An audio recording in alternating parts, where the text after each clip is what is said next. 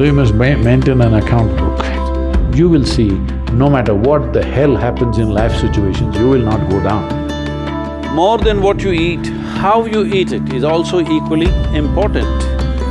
Check and see if you're still alive. If you are, just do this much for your sake. This is the end of suffering. Once there is no fear of suffering, only then you will explore the full depth and dimension of this life.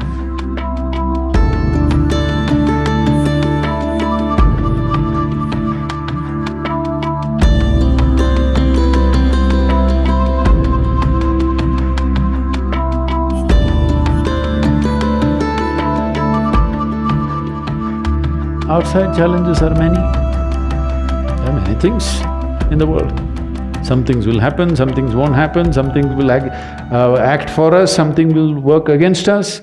These things are happening all the time. But am I functioning for myself or am I functioning against myself?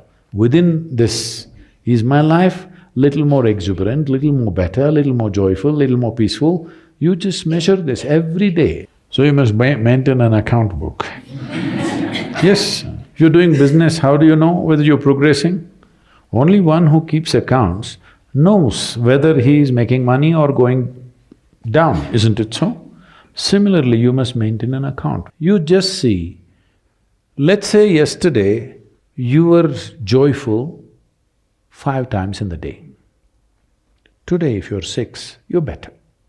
Tomorrow if you're 7, you're better. But day after tomorrow if you're 3, you're worse. How many moments of joy do you have? Why I'm talking about joy is we are not using joy as a goal. Joy is a measure. Joy means you're at ease. Joy means you become more of life than being a mental mess, isn't it? Joy does not mean that you attain to something. Joy simply means life has come to ease, you're not messing yourself up. Spend 5 minutes, have I been better today than yesterday? Has my day been better? Every day, if you keep accounts, you will see, no matter what the hell happens in life situations, you will not go down.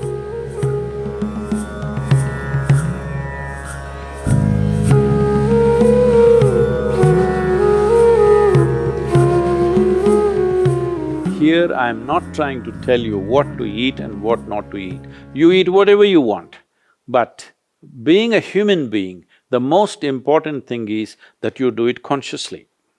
Whatever you do must happen consciously. Your selection of food and consumption of food also must happen consciously. More than what you eat, how you eat it is also equally important. When I say how you eat it, these are all live substances. Every one of them had a life of their own, whether it's a plant, animal, vegetable, every one of them had a life of their own. If you approach it with a certain sense of gratitude and reverence towards the food that you eat, when I say reverence, it may feel like too much for you, but I'm asking you, let's say we put you in a room and you had nothing to eat for 5 days. If God appears in front of you, what will you ask for? Food? So that's how important it is. You must understand the food on your plate is not just a substance, it is not a material, it is not a commodity, it is life. It is the life-making material for you. So you must treat it as such. Right now, when it's on the plate, when it's out there, it has no value, but the moment you consume it and it becomes your flesh and blood, now suddenly it's of immense value. Why do we live like this? It's very important, when it comes on your plate itself, you must treat it as a part of yourself. With great reverence, you must consume. Just the way you consume it, if you change that, food will behave very differently within you.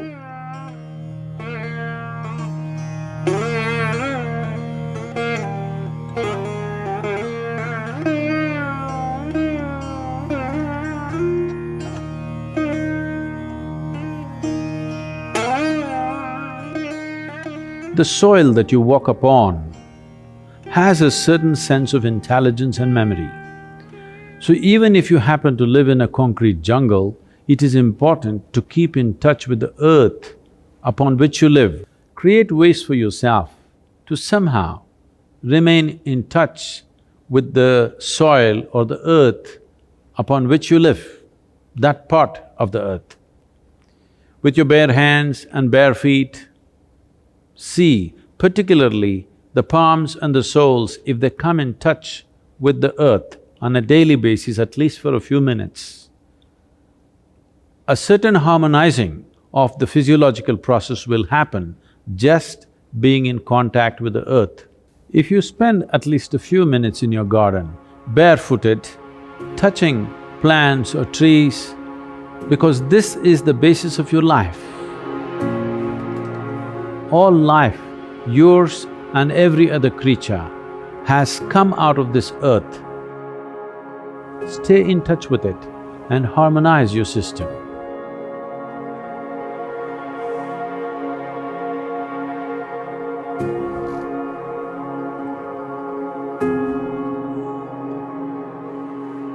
One thing is, before you go to bed, just sit in your bed just for 2 minutes.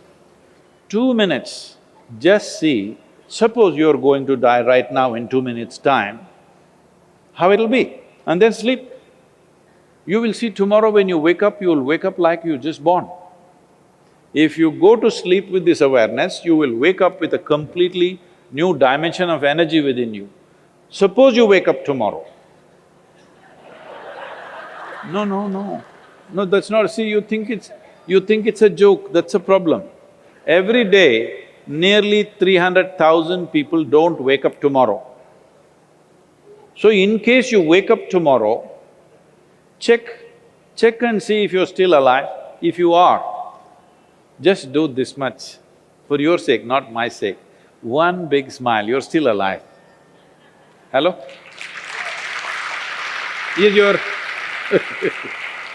is your life worth this much? See, do not think every day you will wake up, one day you will not wake up. Yes or no? Tomorrow morning you woke up, check if you're still alive. If you're dead, I will pardon you. If you're alive, one big smile. Then if 300,000 people die on the planet, maybe 3 to 5 million people would have lost somebody who's dear to them.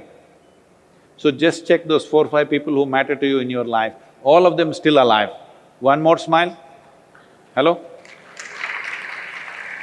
And you looked at the watch, it's 7 o'clock and you're still alive. One more smile. Hello? From now on you must do this every time you look at the time. If you're alive, you must smile, because this is the greatest thing happening to you. Not your money, not your profession, not your family, you're alive right now, this is the thing. Very brief, let's make it happen.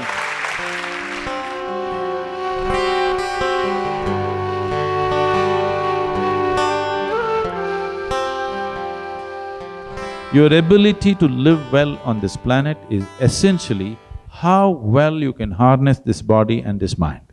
Yes or no? So if you have to harness this the way you want it, it's very important. There is a little space between you and the body. There is a little space between you and the mind. Whatever suffering, any kind of suffering that you have known in your life has entered you either through the body or through the mind. Do you know any other kind of suffering? Do you know any other kind of suffering? Physical suffering, mental suffering. There's only 2 things you know, isn't it? If a little distance arises between you and the body, between you and the mind, this is the end of suffering. Once there is no fear of suffering, only then you will explore the full depth and dimension of this life. So, one thing we want to do is, we are bringing this what's called as Isha Kriya, which gives you a distance between you and your thought, between you and your body. If people experience this for 2 minutes a day, their lives will change.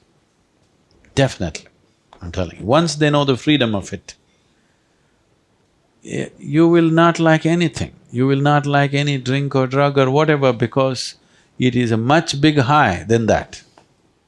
Much big high than anything that you have seen.